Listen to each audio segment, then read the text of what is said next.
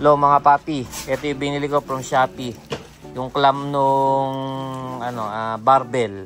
Kasi meron akong clamp doon, yung para siyang spring, hindi maganda. So okay din naman yun. Kaya lang mas okay to yung clamp na ganito. Ano siya, 157 from Shopee. Yan, dalawa pieces na siya, 2 pieces na siya. Dito mo ako agimat. Eto, yan si agimat. Sipag ah. Dalawa na to mga papi. Pero kasi kung spring na libre nun sa Olympic barbell.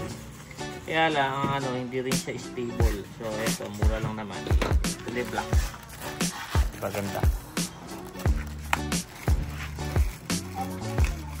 Yun. Lux. Yun, gaganon mo tapos lalak. Pwede natin testing. Testingin nga natin sa mga papi yung Olympic barbell na binili natin lagi na pinag natin. Ito yung lang ito. Yan, sakto kasi yan dito. Yan kasi walang hilagpos na yan. Oh, di ba? Bagay na boss. Oo. Ito kasi yung dati.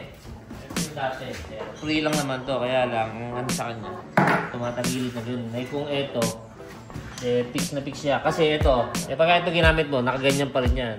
Hindi diretso, pangat tingnan. So, ito yung binili ko. Yan o. Diba? 179 lang o. Diba? Walang palag. Diba?